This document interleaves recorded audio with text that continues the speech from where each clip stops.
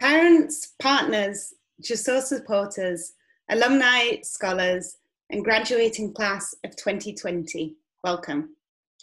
My name is Grace Atkinson, and I'm the Executive Director of Jusoor. Jusoor's mission is to invest in Syrian children and youth for a brighter tomorrow.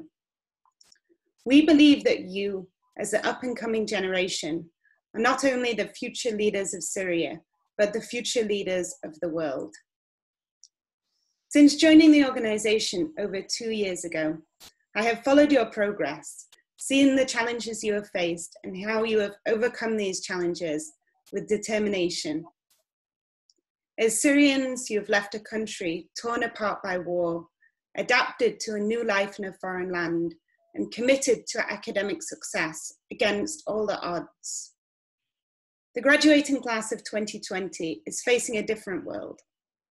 We're battling a global pandemic, experiencing economic difficulties which are amplified in Syria and Lebanon, and for those in Beirut, a recent catastrophic disaster. Yet I've been so impressed by the resilience of our scholars, how no level of disruption can stop you, and I have no doubt that every one of you will go on to do great things in the world. I look forward to some very exciting guest speakers and an hour and a half celebrating your graduation together.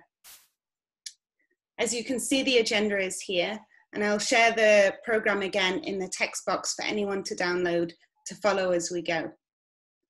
And without further ado, it's my absolute pleasure to introduce our master of the ceremonies for today's event, the co-founder and chairperson of the Jusoor board, and a huge driving force behind the success of Jusoor as an organization, and also a passionate supporter of our scholarship program, Rania Suka. Thank you, Grace. It is such an honor to be with all of you here today. I'm tearing up as I see all of you in your red caps today. Such a huge moment. I'm generally not emotional, but this is such a moment of pride for all of us at Jusoor. We founded Jusoor because of all of you. Many of us who are Syrian, when we founded the organization, we did it because we had such hopes for the future of Syria. And we believed that investing in young people like you could make the difference for our country. I'll tell you my story and why I was so inspired to found Jusoor. My family is of course from Syria. My parents grew up in Damascus, and I was born in the US. And we would spend our summers in Damascus every year. And I got to witness the massive difference in opportunities that young people outside were given versus those inside the country. When we were very young, my cousins and I all had the same opportunities in the world. And as I got older, my dreams just kept getting bigger and bigger about everything that I felt. And my cousins' dreams just got smaller and smaller as they realized the possibilities that the economy would create for them. And they just had many fewer limited opportunities. And so I, from that moment, had a really strong passion and desire and dream to see young people in Syria get to grow up with the same dreams that we had around the world. And so we became determined to invest in young people like you, because no matter how disappointing or lack of optimism or disappointing or gleam the future for Syria looks, when we spend time with young people like you, we have tremendous hope for what's possible. So that's the story of Jusoor. You are the reason we founded the organization, and therefore we could not be more proud to be here with you today, celebrating your tremendous accomplishments. As Grace said, what you've accomplished is no small thing. You've been through so many hurdles. I remember talking to so many of you when you were still in Syria, thinking, is it possible for me to go out? Can I achieve these dreams? Can I do it? And you did it. You made us so proud.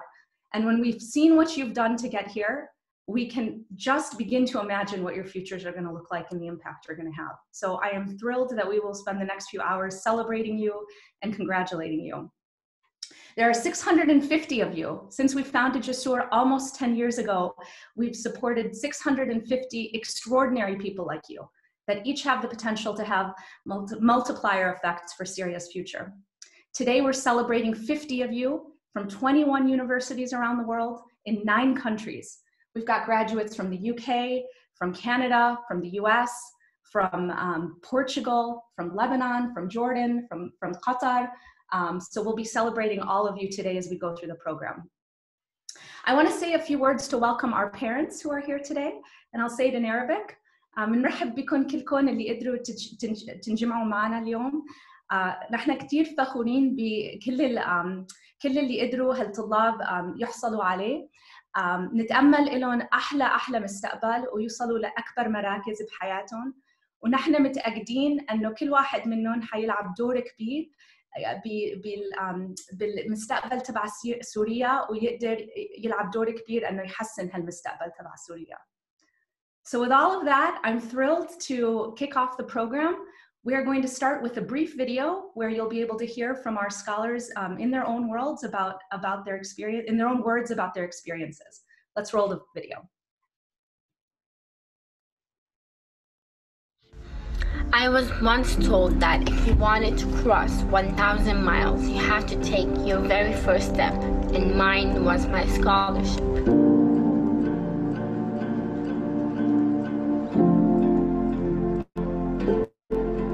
It feels like only a few days ago when I received my acceptance letter from Jusoor. I was on my way to a family commitment when I received an email about being selected for the Jusoor scholarship. On March 2018. On Monday, 23rd of April. March 2016. July 7th in 2019. On April 4th. فلما شفت الإيميل صراحة عشت بسعادة لا توصف. I felt so happy and excited and hopeful for the first time in a while. And I was so excited I didn't know how to react in public. ما بتتخيلوا الفرحة اللي صابتني. I screamed in a very crazy way, hugged my family, was tears of happiness. They say an email cannot change your life, but for me, these emails have changed my life completely. And it gave me the opportunity to test my skills and practice. فالواحد يوصل للجامعة يعني حلم. Looking back where I was 4 years ago, it feels like a dream. If it wasn't for Jusoor, I don't know where I would be. And I felt accomplished, I felt strong, and I felt that I was mature. It was all very valuable experience for me, and I'm very happy that I got the chance to be part of that. I wouldn't have been able to complete this journey and get here if it wasn't for the endless love and support. And I'm grateful for all people who supported me and stood by me. And I'm grateful for this opportunity. If it wasn't for my mother, brother, uncles, and the Jusoor family. So thankful for everyone that helped me throughout my journey. صار في تأثير علي على شخصيتي. It has been an amazing experience being a Jusoor scholar. This journey went by so quickly, but these memories will always be in my heart. Without Jusoor, I wouldn't be the person that I am today. قدمت لي كثير فلهيك أنا بتشكرها من كل قلبي. شكرا جسور. I truly wouldn't have made it out if it wasn't for the support of my mom, my brother, my roommates, my mentors, and my closest friends. I can only hope to see it grow more in the future and to get to be part of its future plans and whatever great things that they're going to come up with next. It's been an amazing experience being a Jusoor scholar, and today I am officially a Jusoor alumni.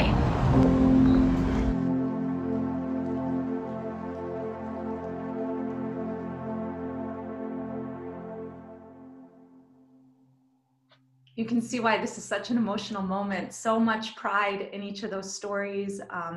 You guys accomplished so much over the course of the past several years that you've been in the program. So we're just celebrating you today and all that you've done. Congratulations. All right, to the very, very special part of our program, we are thrilled to have an extraordinary keynote speaker here with us today. And to introduce him, I'd like to introduce a good friend of mine, Lina Zeba, who's also a co-founder of Jusoor. Lean is a dynamic leader in the Canadian public sector and nonprofit sector. She's played a critical role in Jusoor's establishment and growth. She's played a critical role in other nonprofits and been a policy advisor in multiple different capacities. With that, let me hand it to Lean.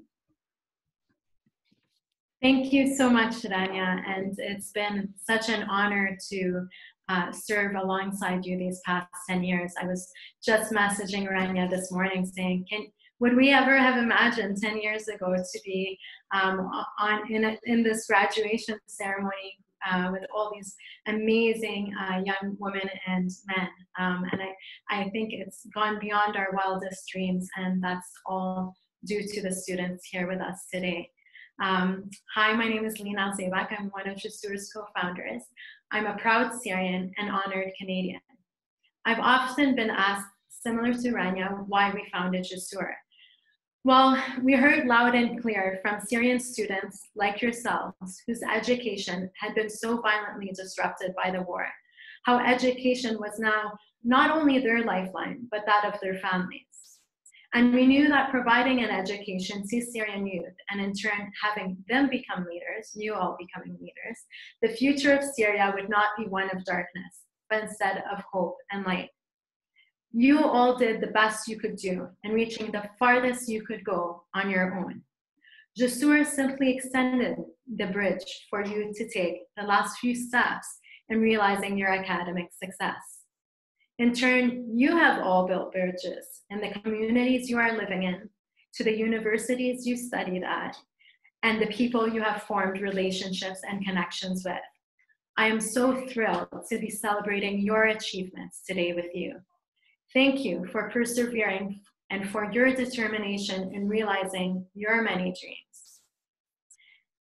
In 2015, Canada made headlines for its commitment to accept Syrian refugees to our country.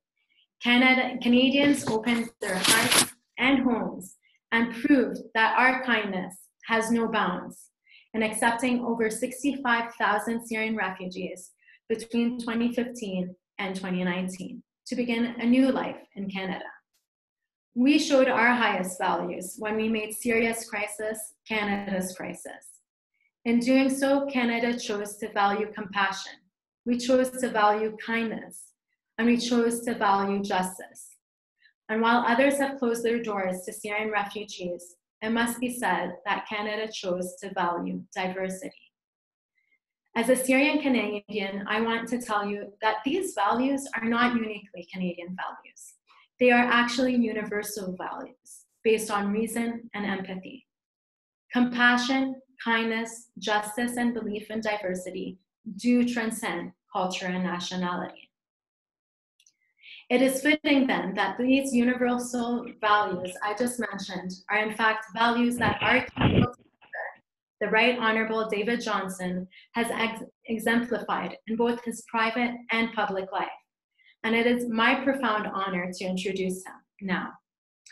The Right Honourable David Johnston was Canada's 28th Governor General. During his mandate, he established the Rideau Hall Foundation, a registered charity that supports and amplifies the Office of the Governor General in its work to connect, honor, and inspire Canadians. There is no more appropriate speaker for today's ceremony, as prior to his installation as Governor General, Mr. Johnston was a professor of law for 45 years and served as president of the University of Waterloo for 2 terms and principal of McGill University for 3 terms. He holds degrees from Harvard, Cambridge, and Queen's, and has received more than 36 honorary degrees or fellowships. Of course, Mr. Johnston maintains that his most important role has been that of a father to 5 children and grandfather to 14 grandchildren. Ladies and gentlemen, please join me in welcoming the Right Honourable David Johnston.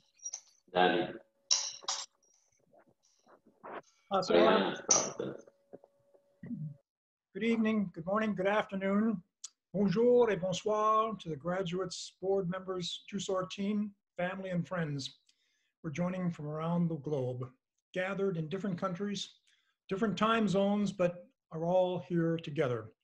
I'm currently at my home in Ottawa, Canada's capital city, which sits on traditional Algonquin First Nations territory. Well, thank you to Lean for the very generous introduction, especially mentioning my most important role as husband, father, and grandfather. In fact, today is the 56th wedding anniversary of my wife and myself. I was her first date when she was age 13 in high school, so she's a woman with a lot of patience. I've been blessed to live, work, and raise a family in Canada. And public service and education are a way for me to make a small measure of return to the country that has given me so much.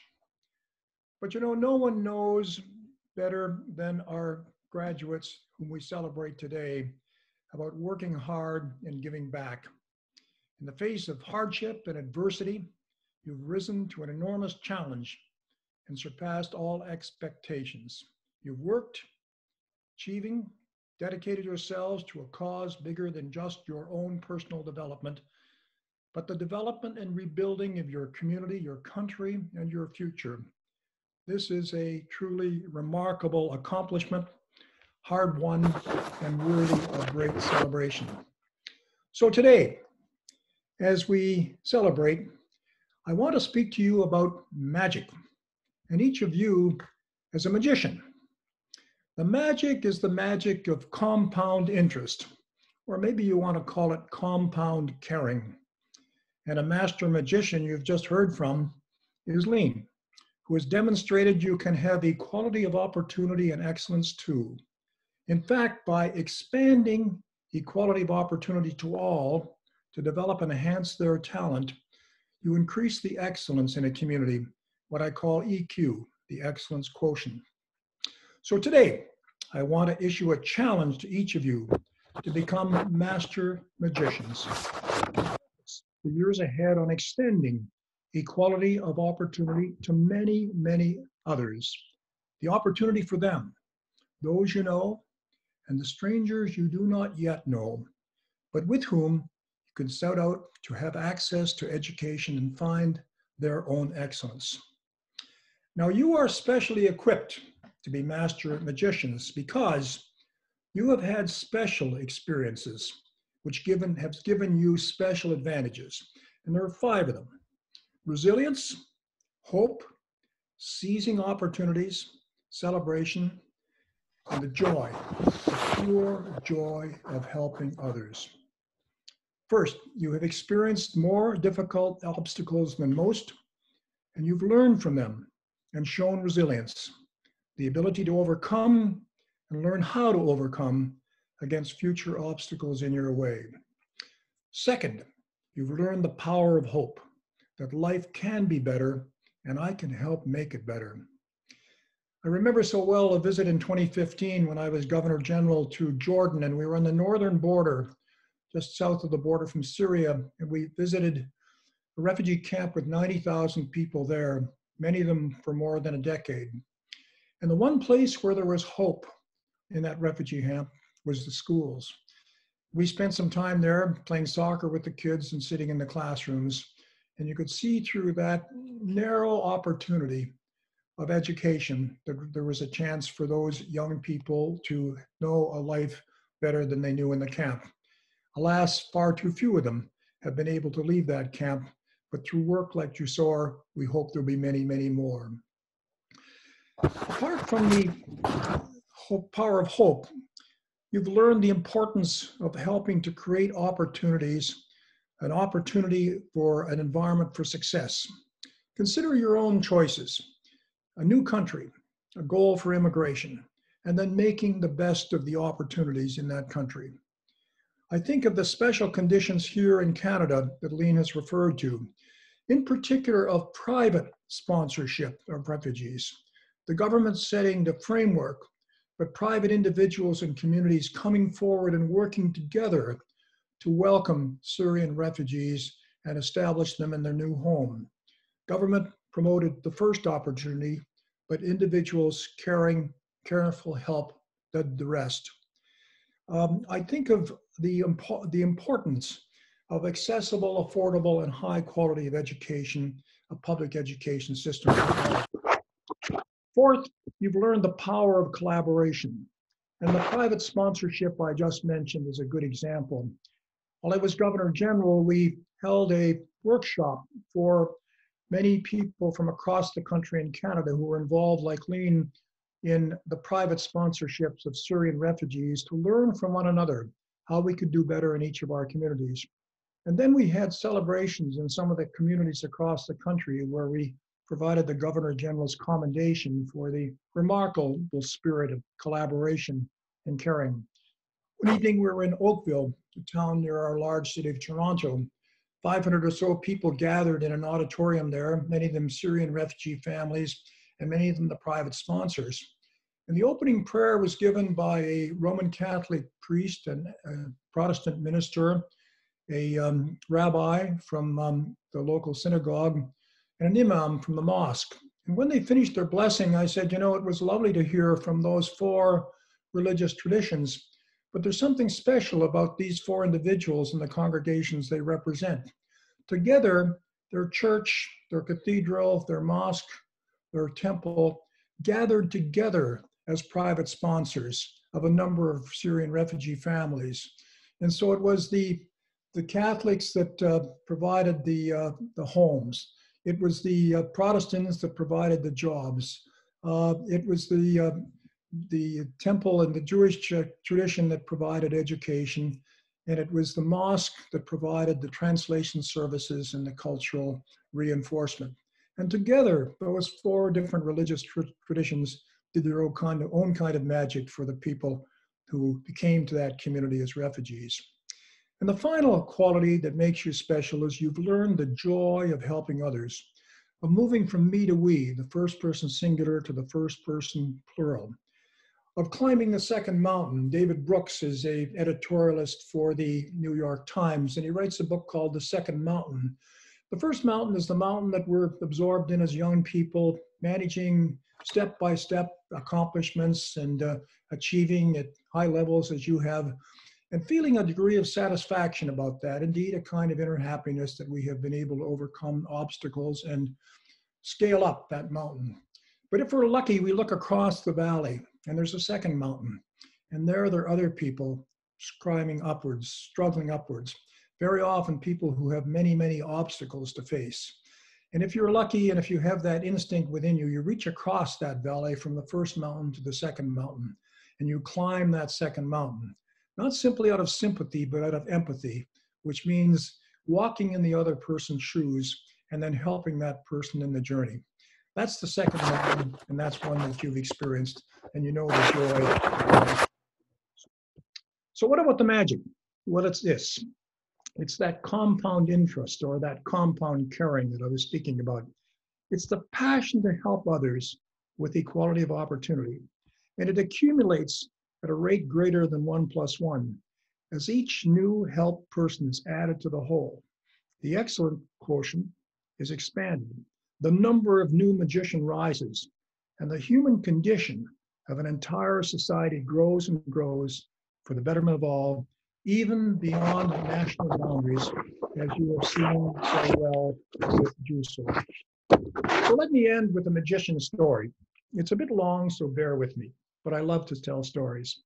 It began with Mother Teresa, who was in Montreal for the Greater Montreal Prayer Breakfast, and a group of us gathered with her before she began her address, and she spoke about her work in Calcutta, in northeastern India, where she had a settlement house for 250 or 300 homeless families and cared for them and gave them a bit of an equality of opportunity.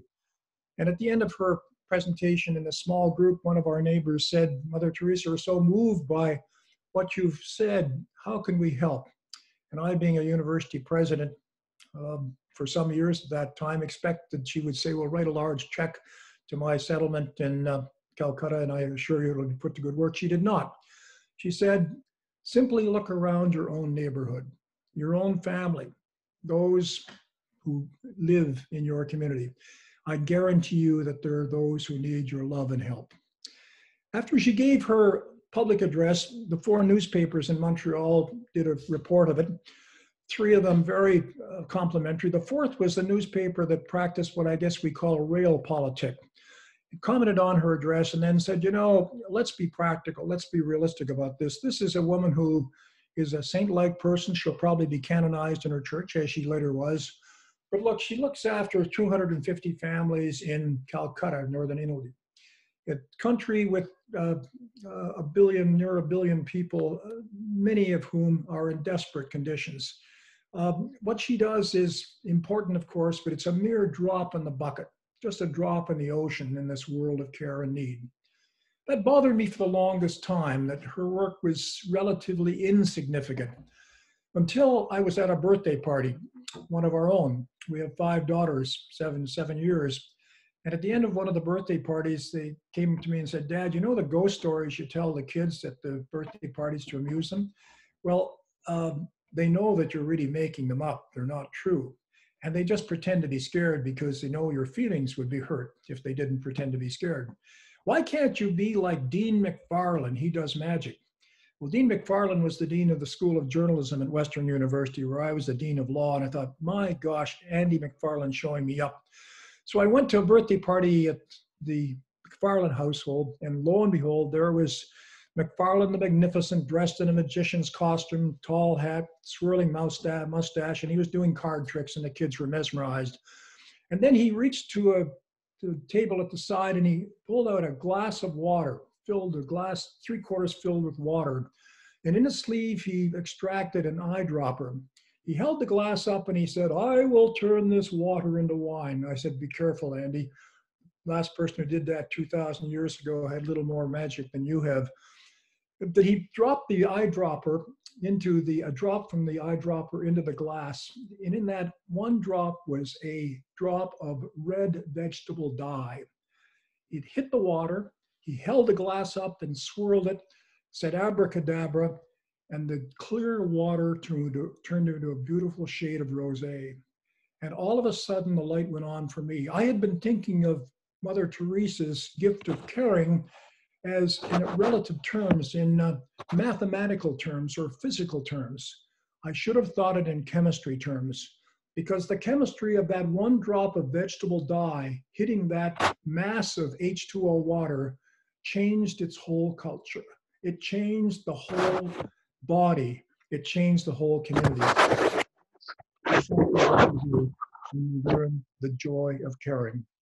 So I leave you with this challenge as magicians. And it comes from George Bernard Shaw's play Superman.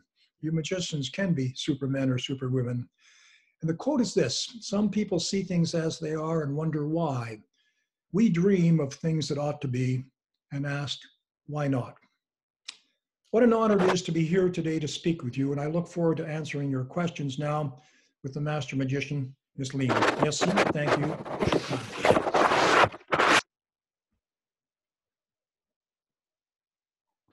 Thank you so much, Mr. Johnson, for your remarks and for inspiring all our scholars today and our audience. And that great reminder that the scholars graduating today are all magicians. And I look forward to seeing how successful they are with the challenge you have put forward to them. I wanted to start off our discussion with a question before turning to our scholars to pose their own questions. So a key pillar of the Rideau Hall Foundation is innovation. And innovation is critical to our success as a country. And while Canadians are among the world's most accomplished innovators, we seldom acknowledge our incredible contributions to society and humanity. How do students and the academic community at large create a better culture of innovation in Canada, one that celebrates our accomplishments while providing a platform for next generation of innovators to grow? Well, I think simply focusing on innovation culture. Innovations sounds like a complicated word, but it's not. It's simply doing things better. And not simply doing things better technologically or in business, but also in social affairs and social initiatives. So we think innovation is an important part of the quality and the character of Canadians, because we're always thinking of doing things better, of giving each individual an opportunity to have a better life. And we think that there's a great advantage that comes from diversity and inclusivity, where you bring talents together from different people, from all people in your community and from their different heritages and so on. So it's very appropriate in Canada that we refer to ourselves in hyphenated terms: Syrian Canadian. I'm a Scots Canadian, an Irish Scots Canadian, and so on. And we maintain our cultural heritages, but we contribute them to this rich texture of Canada. And what happens from that, I think, is one, more curiosity, secondly, more tolerance for difference, and thirdly, a desire to kind of push back frontiers and doing some things better. So you'll find if you can move from simply diversity, different populations, to inclusivity, so that all of them have an opportunity to contribute to doing things better, you get fresh ideas and new ideas, and you're constantly reinventing yourselves. I often use the metaphor with respect to moving from diversity to inclusivity as not simply inviting someone to the dance, but inviting someone to dance. Don't just invite someone to be a spectator in your country. Get them out on the dance floor, learning the dances that you know about, and you'll have a whole lot of fun together, and dancing will be better for all of you. Thank you. That's quite inspiring, and rightly so how you talked about the move from diversity to inclusion. And you know, one of being a proud Canadian, it's such an honor to not have to choose one identity. You can be both at the same time. And you know, Canada has embraced everyone that comes in and with their contributions, and asks them to dance instead of just inviting them to the dance. I'll now call on Genwa, our scholar, for her question to Mr. Johnson. Genwa, and well, I was wondering about any moral dilemmas or tough decisions that you've had to make throughout your career, such as choosing between what is right and what is beneficial. Have you had any memorable situations of that kind, and how did you deal with them? Well, what a thoughtful question. Well, thank you for putting it. I suppose many, some rather demanding and others less so. But for me, a moral compass is really pretty important in life. The moral compass is your values. It's what provides the framework.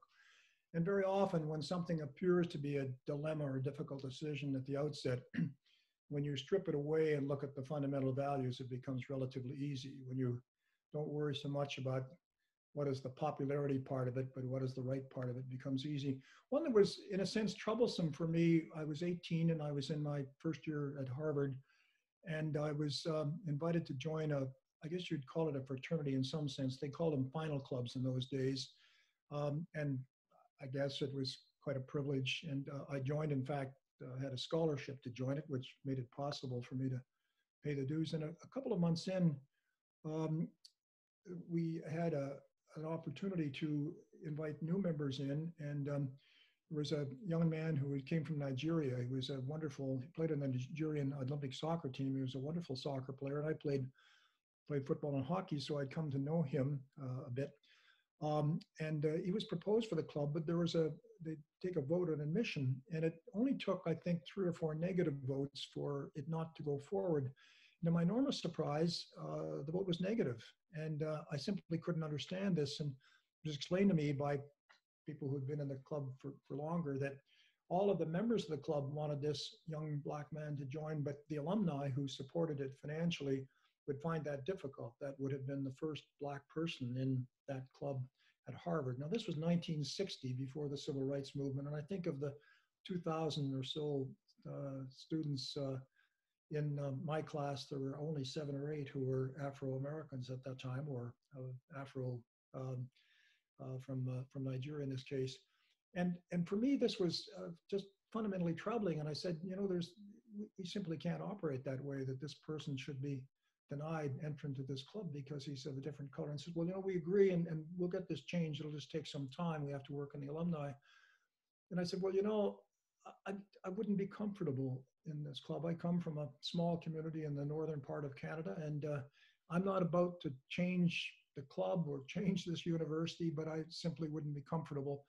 And I withdrew, and it was a great consternation, I guess, amongst my classmates and so on, because this was before gestures of this occurred. But it was a relatively simple decision because it simply didn't square with the moral compass.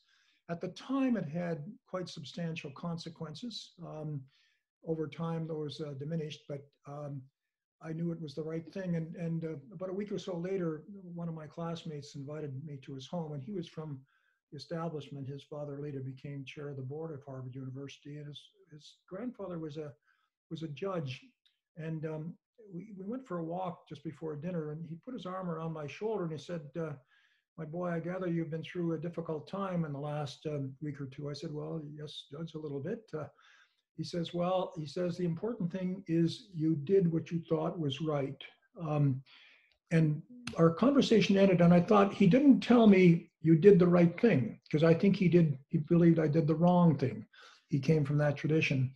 But what he was confirming is that I did the right thing by virtue of my moral compass. So that's a long story to say, each of you have developed a moral compass with your own values. And that's really an important part of who you are. And apply that moral compass and don't really worry very much about what the mob is saying when you do it. Thank you, Mr. Johnson, for that answer, and for your really thoughtful question. I'll call on Bushra now to ask her question. Thank you very much for sharing this special moment with us, and happy anniversary for you and for your wife. I'd like to ask you, how do you see the role of new immigrants and refugees in their communities, in their new host communities, whether in Canada or elsewhere? Well, again, what a good question. I guess I answered a little bit when I said how important diversity moving to inclusivity, not simply inviting to the dance, but inviting to dance, has been for Canada. We are a vast landmass, the second largest geographical landmass in the world, the largest coastal area in the world, relatively sparsely populated, 38 million people. And immigration has been quite key to the development of the country. But the magic, I think, of Canada is partly because our environment has been a challenging and a harsh one, partly because it's been a vast land mass, and partly because the population has been very small. We've learned dependence on one another. The key themes that come from our Constitution would be peace, order, and good government, not life, liberty, and the pursuit of happiness. It's a collective notion rather than an individualistic notion. So there has been a mutual dependence that's quite key. And I think we've just been lucky enough to realize that if you welcome people from other countries and don't say to them, whatever it is you have been, extinguish that, wipe it away, and take on a new character, which is the character of Canada, then all will be well. No, that homogeneity has not been key to the country. The heterogeneity of diversity has. And we have been able to bring wave upon wave of immigrant to bring their new contribution of creativity, of difference, of curiosity to this country. And guess what? Each wave of new immigrant has not simply brought the tenacity of hard work, of working hard to get ahead for their family, but to be able to extend the benefits of that to their neighbors and people they don't know, and to take best opportunity, best efforts to use the opportunity, especially with a really good public school system and public education system. And so Canada, is a relatively admired country as you look around the world for good reason. And I think it is because it is recognized how valuable it is for people to come to and contribute the different strains of their culture and make up this wonderful, rich texture that makes for both an innovative and a caring country as a consequence. Thank you, Bushra, for your question. And I know we are running close to the end of our discussion. I would love to call on Sarah to ask her last question for our discussion today. Thank you again so much for being here with us and sharing all your wisdom and experience. So given COVID-19, I think a lot of us are feeling very uncertain about the future. So what advice do you have for recent graduates trying to navigate life during uncertain and difficult times like this? Well, the COVID epidemic is of course a great challenge. It too will pass and we will manage through it. I think what we all learn from that is our mutual vulnerability and how important it is for us to be our brothers and sisters' keepers. I wear a mask in large measure to protect you as we're together, but you wear a mask to protect me. That mask is a very important recognition of that mutual vulnerability. With respect to uncertainty, don't be, uncertainty is what path the future holds. That's uncertain, but not who you are. You are people of great accomplishments, and you will do well simply because you've already learned how to do well. I guess the one thing that I would say, coming from my own experience at, say, 21 or 22, is I probably felt at 21 or 22 I knew a lot. I didn't. And as I get older, I realize how much more I have to learn, and I'm learning every day. And maybe the most important lesson of all you learn is the joy of helping others, the true joy of helping others. Thank you, and thank you, Sarah, for your question. I want to thank the Right Honorable David Johnson for delivering the remarks, for all the advice you have instilled on our scholars, and for the reminder that along with now being graduates of university, they are also magicians. And I think that's such an important reminder to not lose sight of, as well as within you, each one of you holds a moral compass. So thank you so much, Mr. Johnson. It has been such an honor to have you with us. And I personally want to again thank all the scholars for graduating, for their achievements. I know it has not been an easy road, but those things that are worthwhile are seldom easy. So remember that, and looking forward to hearing and seeing all that you will achieve in the many years ahead. So congratulations and many thanks again to the Right Honorable David Johnson. Thank you, Lean. I just am so touched by that discussion, and really want to thank the Right Honorable Mr. Johnston for those thoughts. You left us with such an incredibly important point, which is the idea that even small initiatives can make a transformative difference. That idea of the drop in the glass of water is something that we at Jusoor have thought about quite a lot of times, and I'm sure these graduates will as well, because we're constantly asking ourselves the question, well, an investment in one student at a time, how does that make a difference to such a vast problem and challenges we're seeing in Syria? And your words were exactly a wonderful reminder for all of us, and will be to the students over time, about the impact that they can make to Syria and to the world around them. So thank you for those words. They'll certainly stay with all of us for a long time. We're going to move now to the next part of our program, which is the recognition of each of our graduating students. We're going to start with we're going to go through one program at a time, and you'll hear about each of our programs and get to meet some of our graduates and hear from them in their own words. So we're going to start with the 100 Syrian Women, 10,000 Syrian Lives Scholarship Program. This is a program we established to invest in Syria's women, with the recognition that women had a tremendous role to play in rebuilding Syria. We all recognize what women bring to the table with diverse perspectives and diverse opinions, and so this program was meant to invest in that and support in that. Since its founding, 33 women have graduated so far. These are young women who've excelled in their academic areas, in so many different areas, as you're about to hear, but also women who have tremendous leadership potential, women who we've called multipliers, Right Honorable David Johnson called magicians. We are going to hear from one of our magicians, Maria Al-Mahna, who's going to share a little bit about her own experience. She's graduating from Wilfrid Laurier with a degree in public policy, and she's got lots of passion and focus for peace building, stability, and security.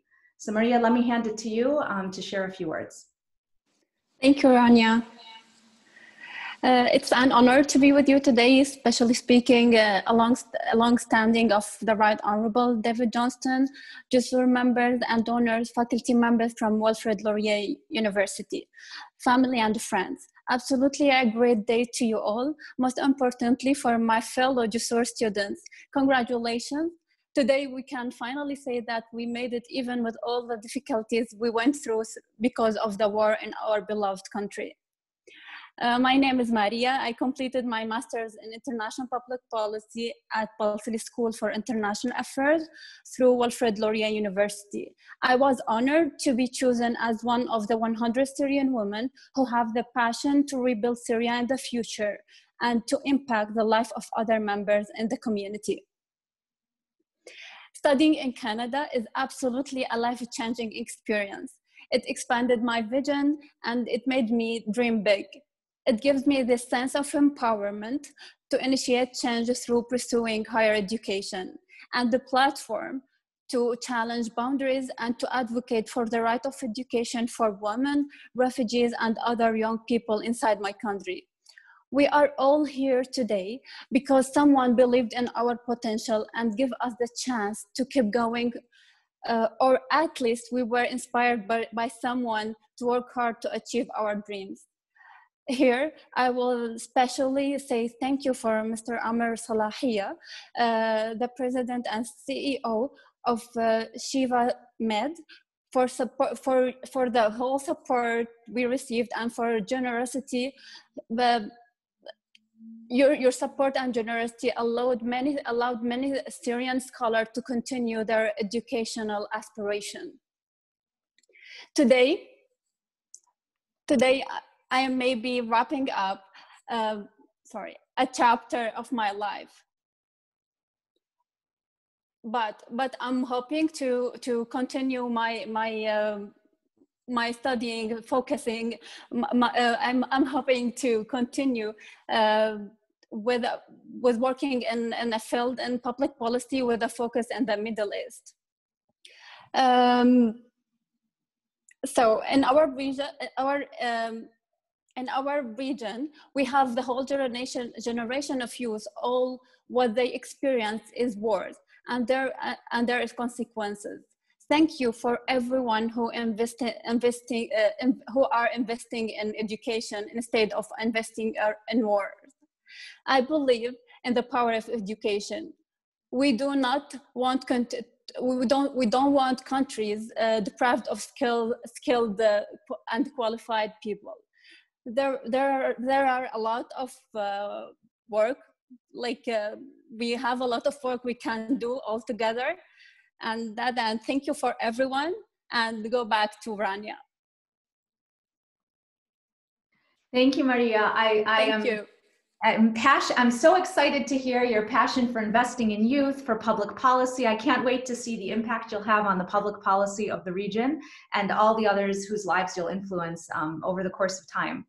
So with that, I am going to begin to call the names of each of the graduates, and we'll take a moment to celebrate each of them. All right, so let me start by presenting Maria Al-Mahna. You just heard from her. She's graduating from Wilfrid Laurier with a master's degree in public policy. Congratulations, Maria. Thank you. Judy Varazi, graduating from Wilfrid Laurier with a bachelor's degree in computer science. I'm proud of the diversity of these degrees. Mira Al-Tawil, graduating from Wilfrid Laurier with a bachelor's degree in business administration. Congratulations, Mira. Rasha Nasri, Wilfrid Laurier, bachelor's degree in computer science. Congratulations, Rasha. Rula Al-Qarawi, Wilfrid Laurier, bachelor's degree in filmmaking. Congratulations, Rula, and we can't wait to see your films.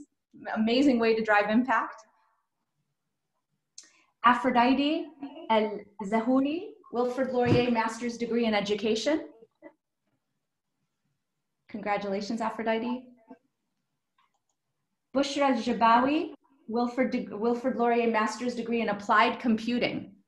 You can hear almost every one of these degrees is different. Just imagine what a cabinet or these young ladies will form, or the different roles they'll play in various parts of society and various sectors of society. Congratulations, Bushra. Rula Al-Qadi, Ryerson University, bachelor's degree in civil engineering.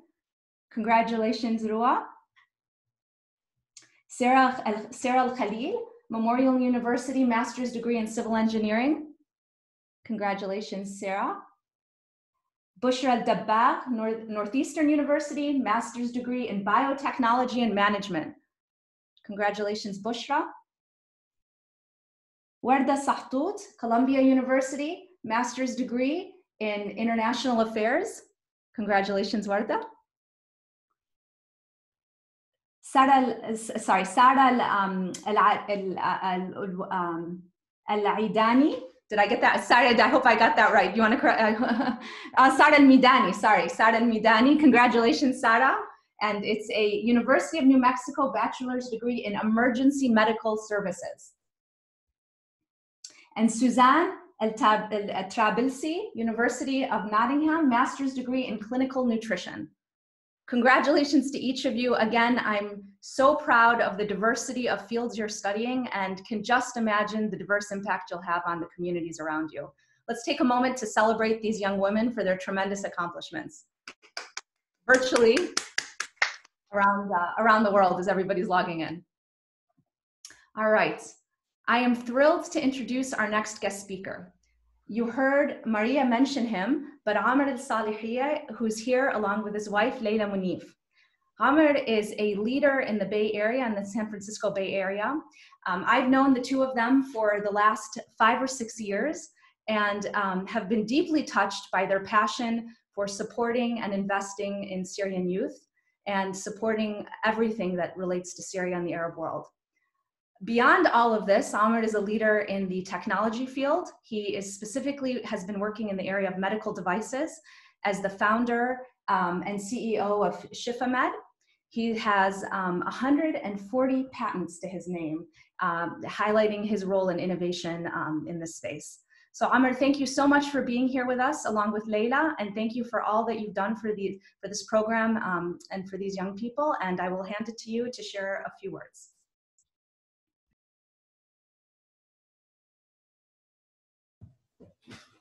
Thank you very much, Rania, for introducing me, for your kind words.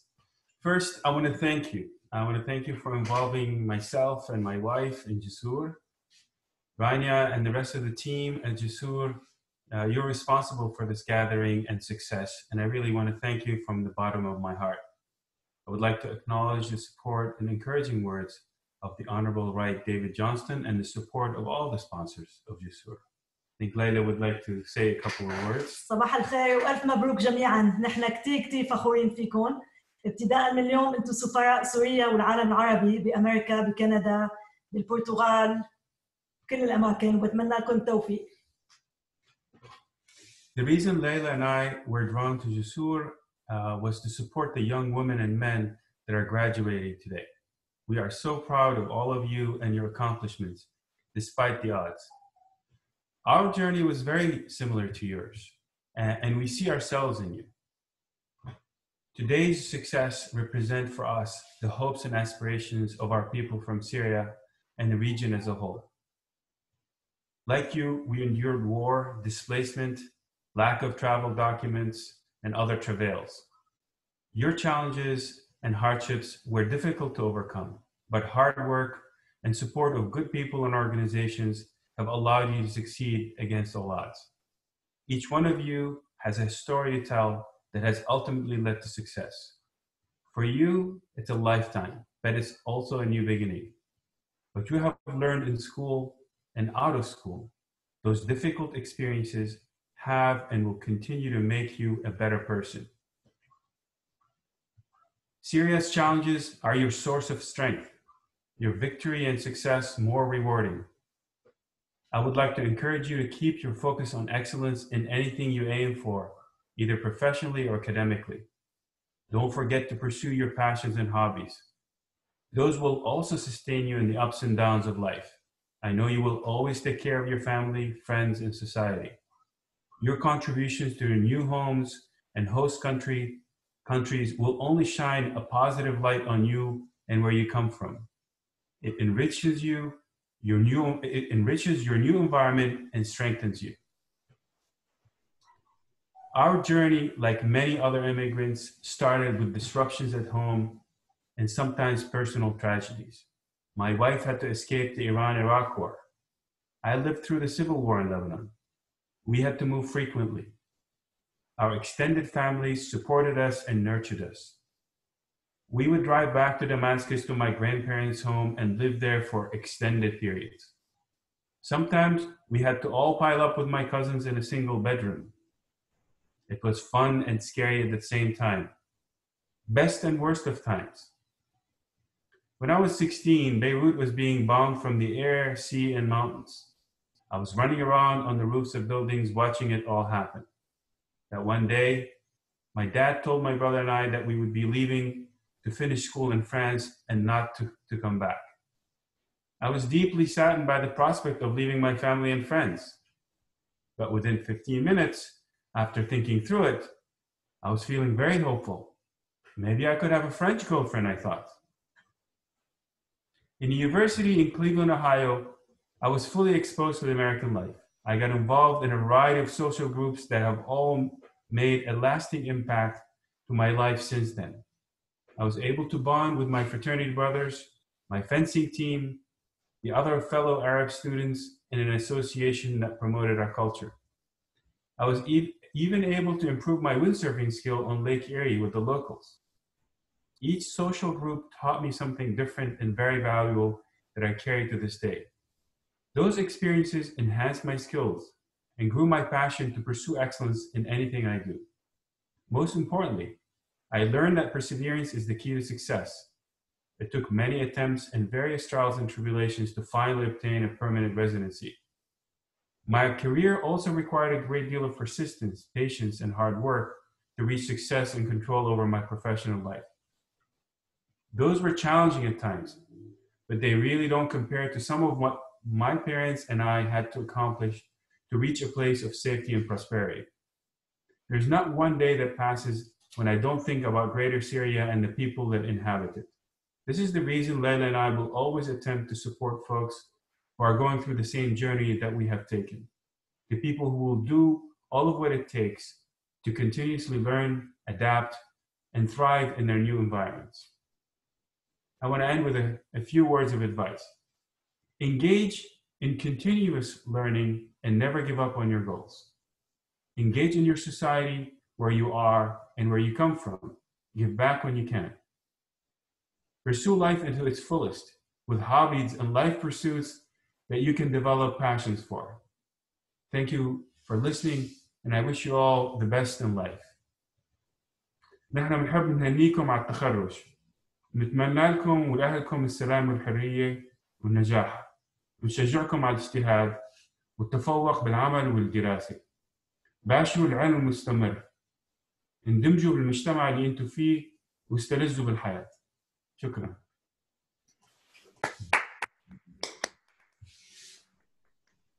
I see another dear friend, Muhammad Zeba, it was wonderful to see you and for everything you've done for Jusoor as well. Thank you, Amr and Leila, for those beautiful, beautiful words. Really, we can't imagine more wonderful role models for this group. In many ways, the experiences you've been through are very, very similar to what these young people have been through as well. And you've demonstrated the tremendous amount of professional success you can achieve, and even more importantly, the concept of constantly giving back and making a material and massive difference for our country and for the world. So thank you for all that you do as role models. You also said something that that really struck me, which is the strength of these young people is what they've experienced in Syria. So the strength comes from much of that tragedy that they've experienced. And I just want to remind all of you of that power. It's the same power that the Right Honorable David Johnston talked about in describing you as magicians.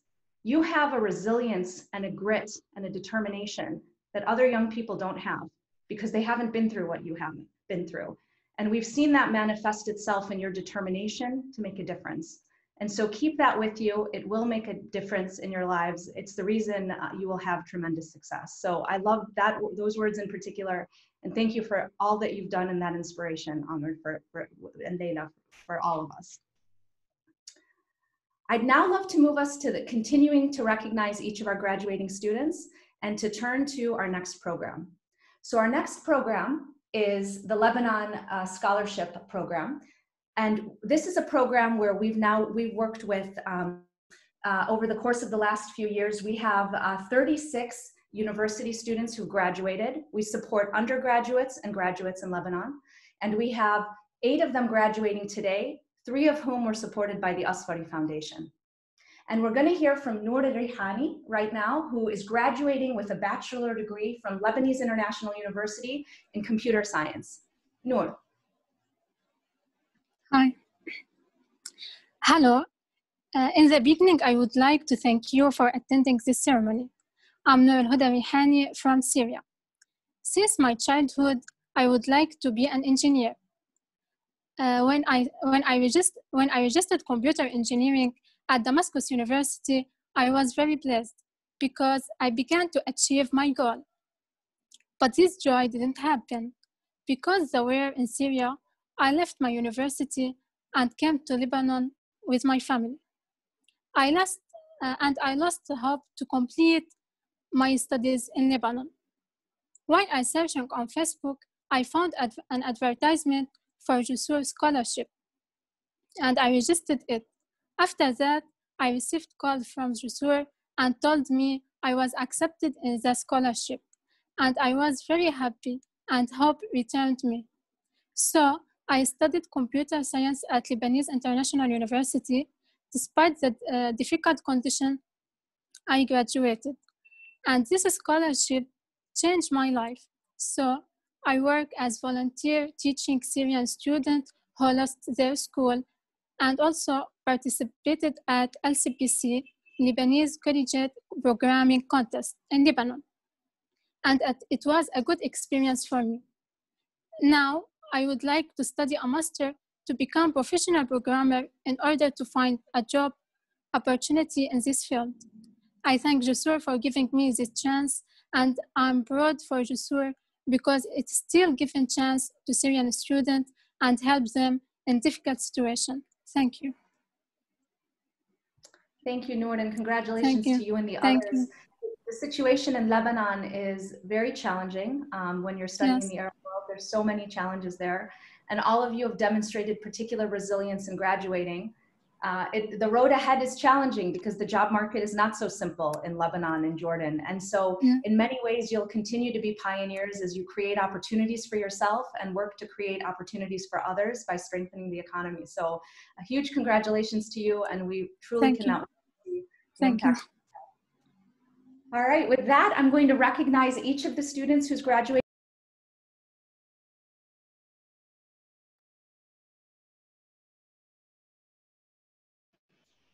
Sorry, Rania, you're muted.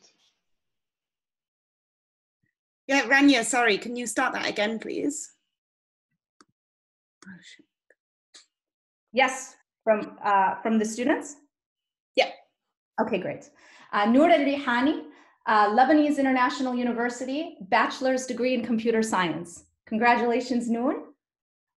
Haneen Ali, Lebanese International University, bachelor's degree in pharmacy. Muhammad al-Fattal, Lebanese International University, bachelor's degree in IT. Congratulations, Muhammad. Nagham Muhammad, Lebanese International University, bachelor's degree in pharmacy. Congratulations, Nagham. Salim Aishi, Lebanese International University, bachelor's degree in business. Ahmad al-Habbar, Beirut International University, master's degree in psychology. I guess I might have gone in the wrong order. Okay, Shifa al-Buqai, Lebanese International University, bachelor's degree in accounting. Thank you, guys. And Sufyan al-Salil, Beirut Arab University, master's degree in psychology. Let's take a moment to congratulate all of our graduates today from the Lebanese Scholarship Program. A massive congratulations to all of you on all that you've achieved. This is a big accomplishment. All right, we're now going to turn to our third scholarship program where we have graduates today. The Jusoor Doha Institute Scholarship Program. This is a partnership between Jusoor and the Doha Institute for Graduate Studies. We particularly support graduate students in 3 fields: in humanities and social sciences, in public administration, and in development economics, all critical fields for the future of our region. We've had 40 scholars graduate to date, and we have 15 that we're celebrating today. I want to thank the Doha Institute in particular for the tremendous generosity in establishing this program and the partnership in making it a reality over all these years. And I'm thrilled to be able to welcome Huzaifa Azzo, who is graduating today with a degree in public administration. Prior to that, he has a degree in translation. And so he's going to share some of his thoughts and perspectives with all of us. Huzaifa. Thank you so much, Ryan. Thank you. Hi, everyone. First of all, I would like to thank Jusoor for this great opportunity and for everybody who contributed to this great event. And I'm pleased to congratulate all of my colleagues and wish them the best in their life. It's with immense pleasure to be with you today in the presence of His Excellency, the Right Honorable David Johnston. My name is Huzaifa Al-Izzo, graduated from the Doha Institute for Graduate Studies in Qatar. And I'm very grateful for being awarded the Tamim Scholarship for Excellence to study my master's in public administration. This had motivated me to become one of the best, and I am proud that I graduated with distinction. Having this exceptional opportunity was a turning point in my life. And I was lucky to be able to study in another country at the time that was so hard for the Syrian people to do so. I can say that I overcame the odds and I was able to beat the statistics that displaced people cannot pursue their education. Furthermore, this opened the doors for me to experience diverse cultures and communicate with people from different backgrounds, and it was an amazing experience which expanded my knowledge and helped me to grow academically and personally. It also gave me more options and perspective. Moreover, I have gained significant knowledge in research in a unique institution, which set me in a position to be a researcher so I can better participate in developing the society, transferring knowledge, and serving humanity worldwide. My journey will not stop here, and I will keep seeking further development, achievement, and opportunities for success, and complete my PhD in administration or environment, and be among the leaders who strive to inspire generation and bring the world to a better place. Thanks for Jusoor, thanks for all supporters and all the sponsors who supported us, and thank you all. Thank you. Thank you, Huzaifa. I love the point you make about diversity of perspectives. For me, it's so special that we've sent scholars across the world to so many different countries to study. And that in itself will help support the work we want to do for Syria's future, because each of you will better understand how to take in different perspectives and diverse points of view and incorporate them into building leading solutions for the future. So it's a particularly important point, and thank you for sharing that with the group. Thank you so much. And a huge congratulations to you. Thank so with that, let's go forward and recognize each of the graduating students today. And as I do that, if you can wave so that we can all take a moment to recognize each of you. All right, we're going to start with Huzaifa Al-Izzo from Doha Institute, Master's Degree in Public Administration.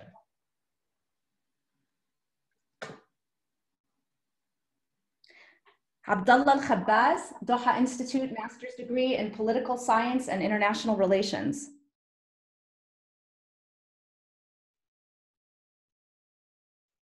Basil Al-Amir Hassan, Master's Degree in Media and Cultural Studies.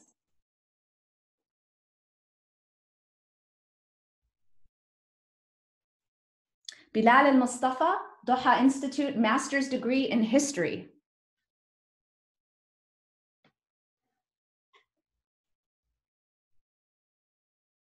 Iman Talal Huriya Zada, Doha Institute, Master's Degree in Arabic Linguistics.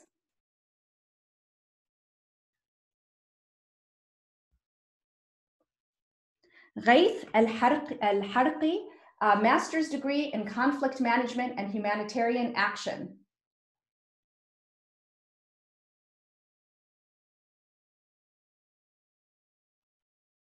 And Helen Dorsan Al-Oskan, Master's Degree in Comparative Literature.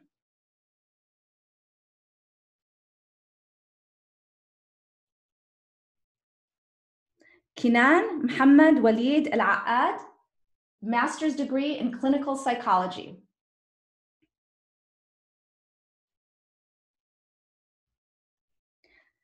Lina Akram Khudr, master's degree in Arabic linguistics.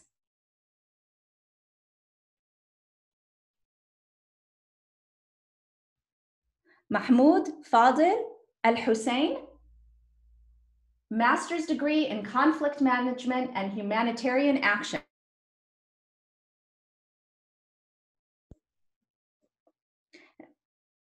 Muhammad Alauddin Al-Tabba, master's degree in clinical psychology.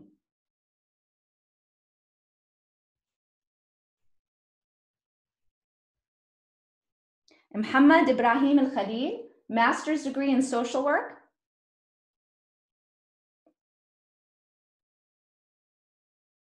And Muhib Abdullah Al-Rifai, master's degree in media and cultural studies. Congratulations to each of you. Again, a beautiful diversity of degrees that you've each pursued, and that bodes extremely well for the future of Syria and also the impact you'll all have around the world. A massive congratulations to each of you in this program. Let's take a moment to congratulate these scholars. All right. Now, all of this was made possible because of the tremendous generosity of our donors from around the world. You've heard from a few of them today who you can see come to this program with passion and pride in all that you've accomplished. We'd love to give you a chance to hear from more of our donors and supporters and partners. And so we are going to show a video right now. You also in the chat can see in the full program, the full list of donors and partners that have made these programs possible. Let's roll the video or the slideshow.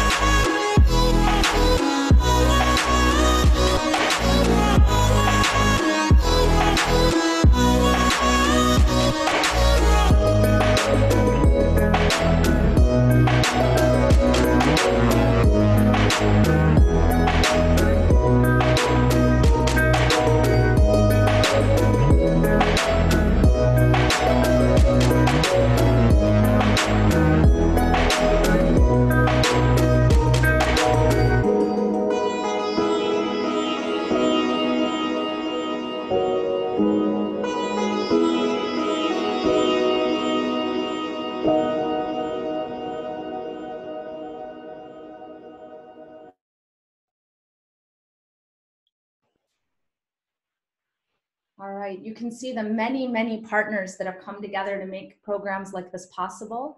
It is just such a delight to work with individuals from around the world who've come together with such joy in bringing these programs together. So a true massive thank you from each of us for helping make these programs possible.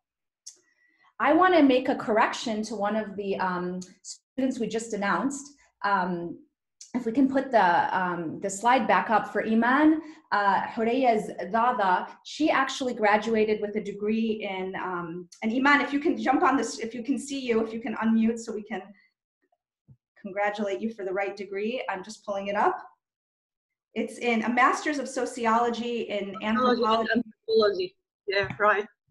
Thank you. Congratulations, Iman. What are you planning to do with the degree, by the way? So Master's in Sociology and Anthropology. What are your hopes and what are you planning to do? I'm planning to do PhD, inshallah, but at archaeology. Archaeology. Like my degree, yeah. Beautiful, congratulations, and thank you for sharing with us a little bit about what you're hoping to do. We're so proud of you. All right, I am now going to turn to our next program, the Jusoor Hardship Fund Program. One of the programs that Jusoor established a few years back is specifically focused on students who are currently in their programs. These are students who are studying at the undergraduate and graduate level who need a little bit of extra support to make it through to the end of their programs. So what Jusoor does in this case is we provide interest-free loans to these students to help them complete their programs. We've helped 30 scholars to date, and today we have 6 of these young people graduating and joining the Jusoor Alumni Network. So I'm thrilled to share them with you. And before that, we get to hear from Ghada Al-Hakim, who's in Houston and is graduating now from the University of Houston, where she's graduating in architecture, and she's been working as a freelancer in multiple different projects. So welcome, Ghada, and we'd love to hear your thoughts. Thank you. Hi, my name is Ghada Al-Hakim. I recently graduated from the University of Houston in the United States, and I am very grateful to have been awarded the Hardship Fund. It allowed me to finish my last semester without an educational gap year, and it urged me to become a future supporter of the program and an active member of the Syrian community. My education has definitely put me on the right track to become an architect and reshape human behavior with progressive architecture. So congratulations, everyone. Thank you. And back to Rania. Ghada, I love the way you're describing your role as a future architect in reshaping human behavior through the role that architecture can play. A beautiful point of view on how you plan to shape communities around you. I also love how you talked about joining a Jusoor community and being part of that.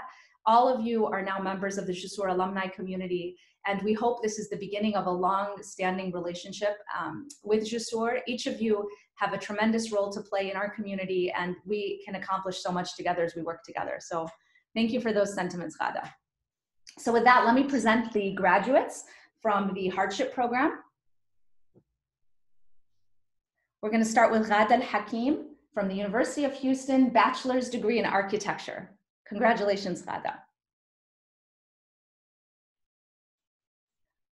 Ala Ismail, Jinan University, bachelor's degree in business administration.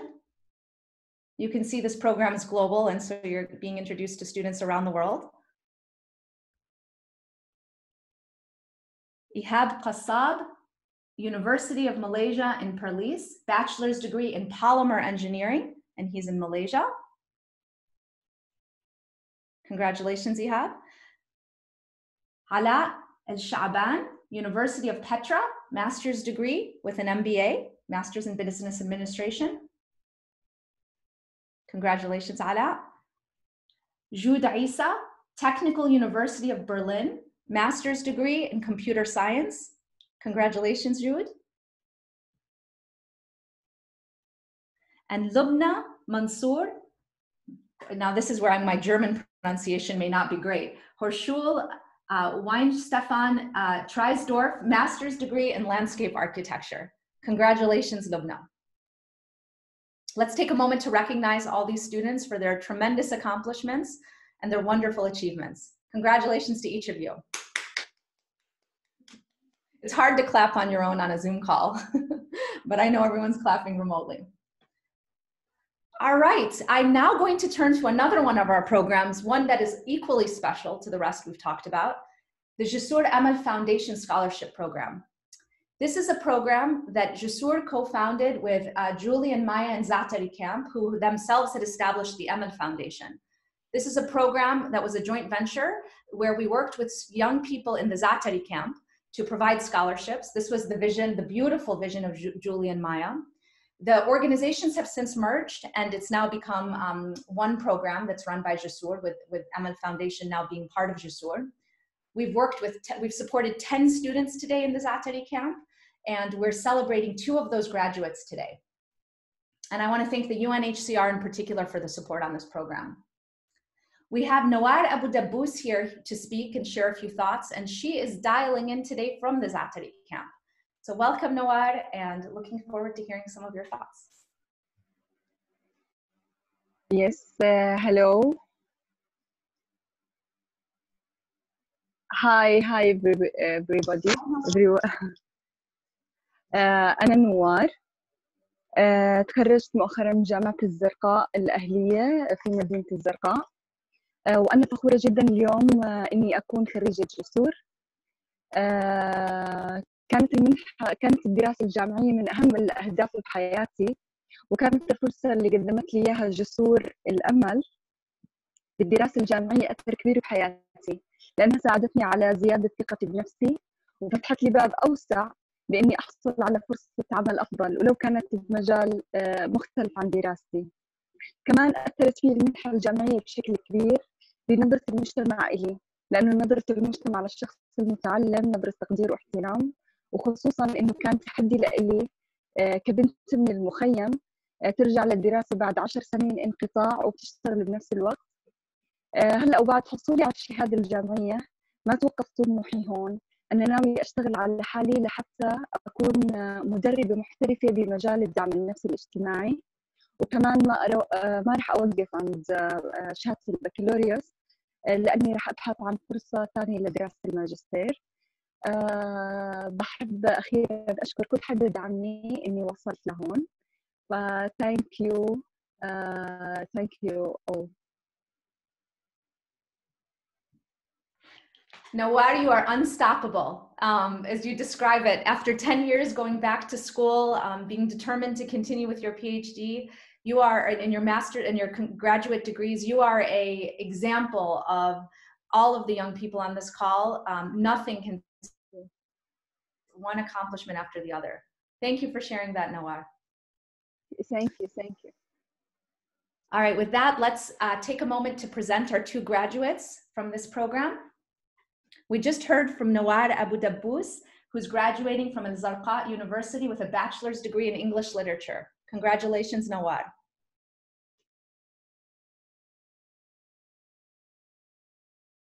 And Mahmoud Al-Hamidi, who's graduating from Al-Bayt University with a master's degree in teacher training, another critical degree, which will be critical as we try to invest in the future generation of teachers who will play a critical role in the region's future and in Syria's future.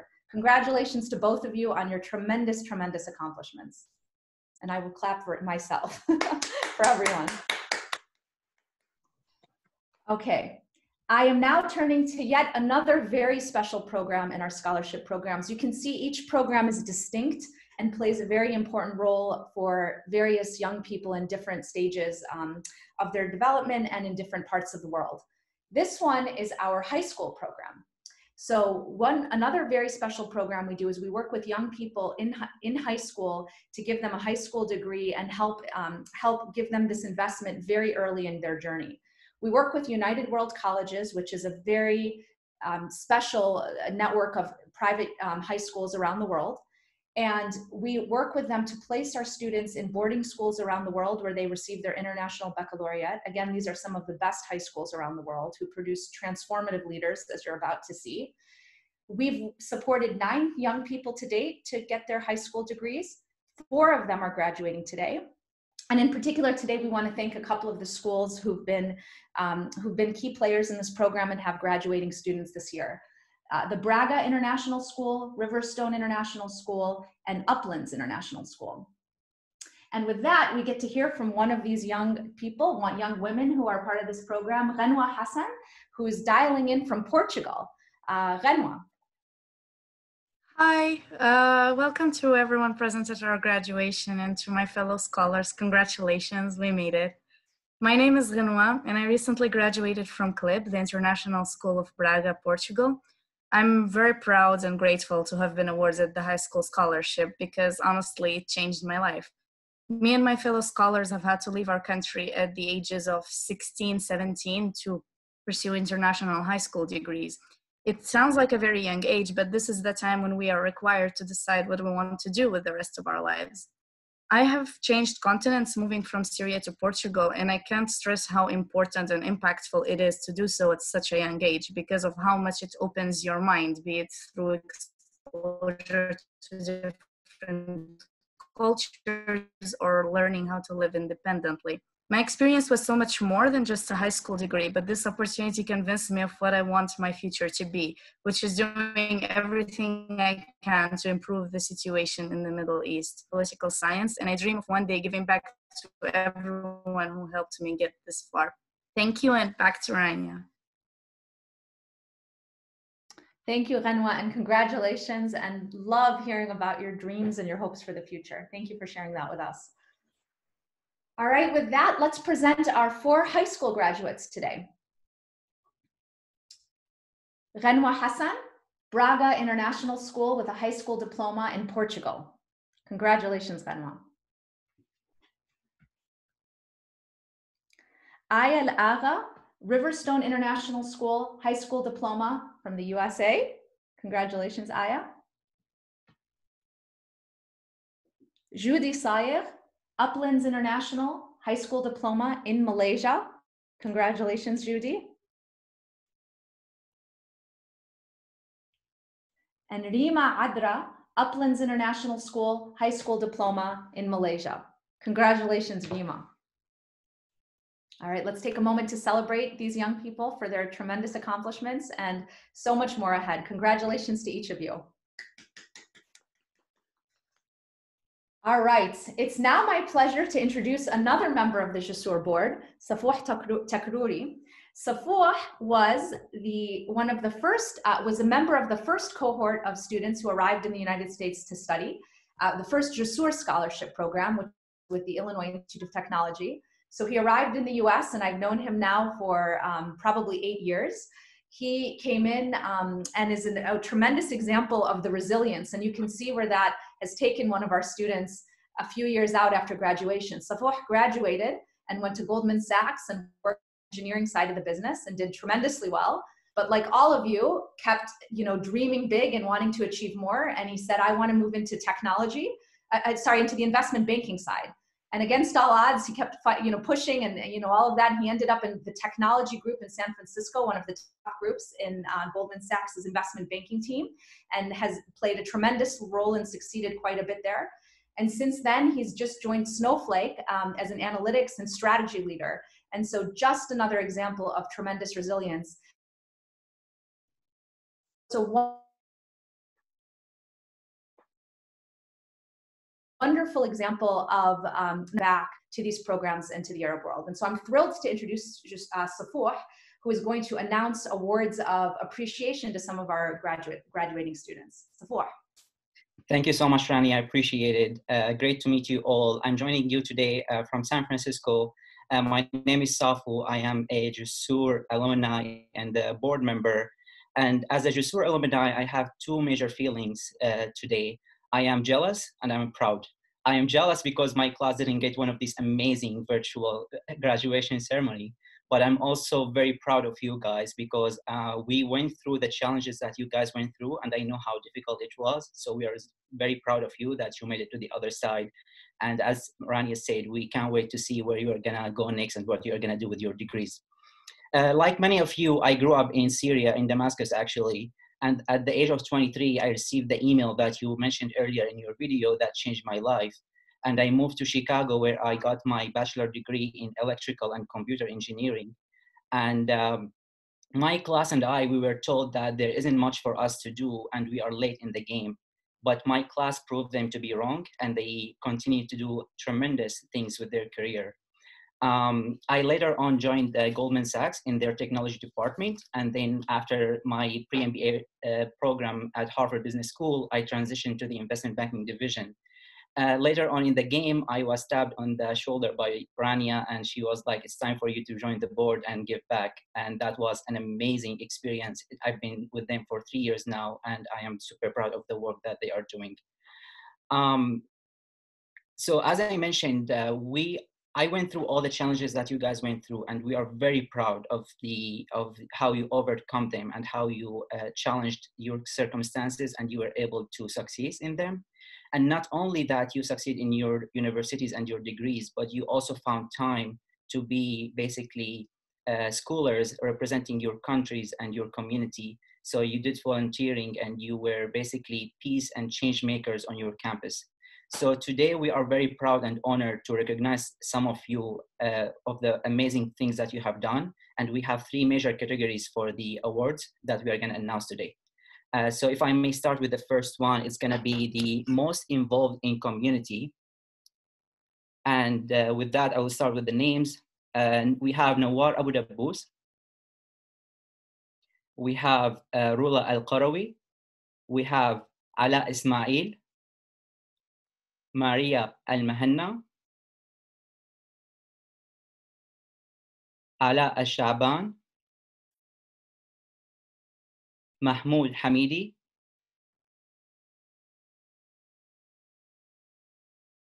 Ahmad Habbar.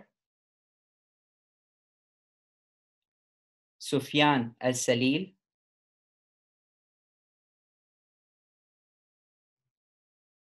And Suzanne Troublesy. Congrats to all of you guys.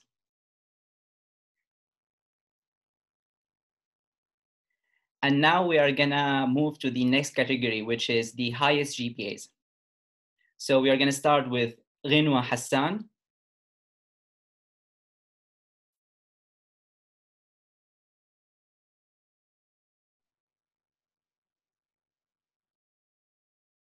Bushra Al-Jabawi. And Aya Al-Agha. Congrats to all of you. And now we are gonna move to the last category, which is exceptional leadership.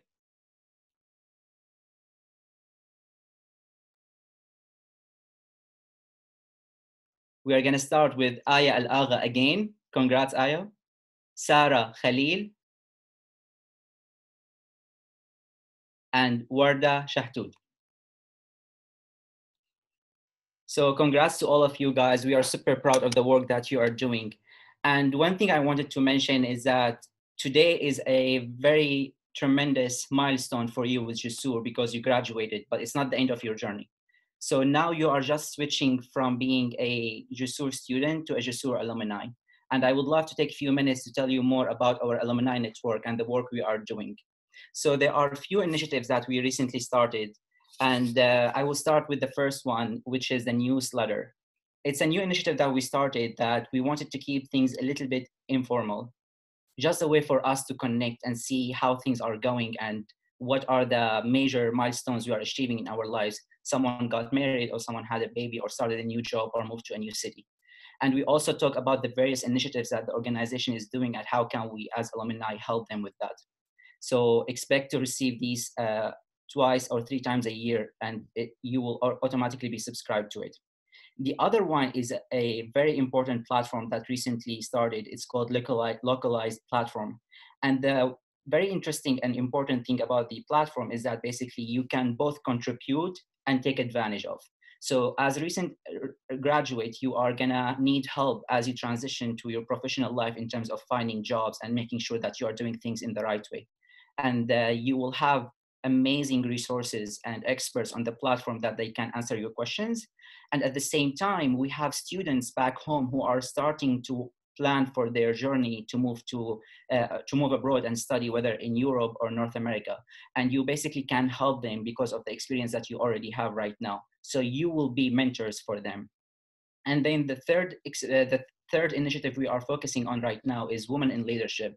And it's basically a way for us to empower women alumni to find jobs in their representative field by connecting them with experts and leaders in these fields.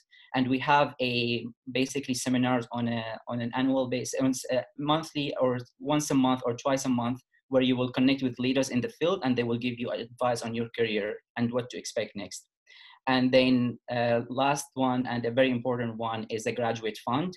It's co-led by alumni, and it's basically a way for us as we transition to our professional life and start making income to give back to the organization and make sure that we have the sustainable approach, which is very important to Rania. I believe that now that we got the scholarship and we made it to the other side, how can we help the organization to be more sustainable and pass this opportunity to other scholars that they needed. So with that, on that note, I will hand it back to Rania, and thank you all. Congrats again. Thank you, Safouh, and congratulations to our winners on these prizes. I just want to reiterate the point that Safouh is making about getting involved in the Jusoor alumni community, and in so many other ways that you can help Syrians around the world, the Arab region around the world, your global communities. We will share all these ways for you to get involved. I think the way that the Right Honorable David Johnston talked about it is a really wonderful way, which is compound interest and compound caring. Each of your involvement can have a multiplicative effect, the effect of a magician on others around you. So thank you, Safouh, for that, for being very clear about the ways to get involved, and we'll make sure to share that with all of you.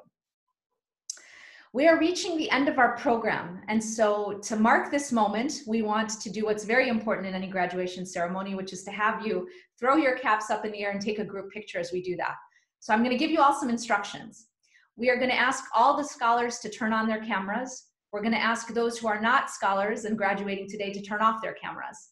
And we're going to ask you guys to throw your caps in the air when I count to 3. And we're going to hold for a few minutes so we can get a couple of different examples of the photos. So let's all do that, a couple of different pictures of the photos. So let's all either put our cameras on or turn them off. I'm going to turn mine off. All right. And and if you want, you can all go into gallery view so you can watch this. I'm going to do that on my computer right now. And we are on the count of 3, we're going to ask the scholars to throw their caps in the air. All right. 1, 2, 3. There go the caps. All right. We're just taking another moment to capture all the pictures.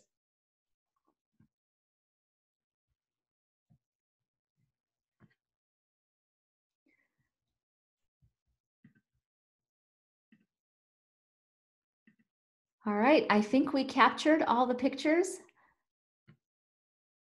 So with that, I am going to just close up the ceremony today. I want to first thank the people who made this possible. Salam Muhammad, who's the leader of our scholarship program on the Jusoor team, Ariane Cartwright, who leads partnerships and all of our development work, and Grace Atkinson, our executive director. You've worked tirelessly to pull this off, and it came together beautifully. As with everything in COVID, we went into COVID just, thinking about all the things that were going to become difficult. And this team, this Jusoor team, has constantly reinvented Jusoor, and this is another example that have made previous generations of scholars like Safouh very jealous of what's possible. So thank you for your endless creativity, Grace, Salam, and Ariane. And then to our scholars, I just want to congratulate you again on all that you've achieved. We truly cannot be more proud of your accomplishments today, and more filled with hope for what's in the future, for the role each of you will play to shape the communities around you and to shape Syria's future, giving back to others, becoming magicians, continuing to be multipliers. Just remember that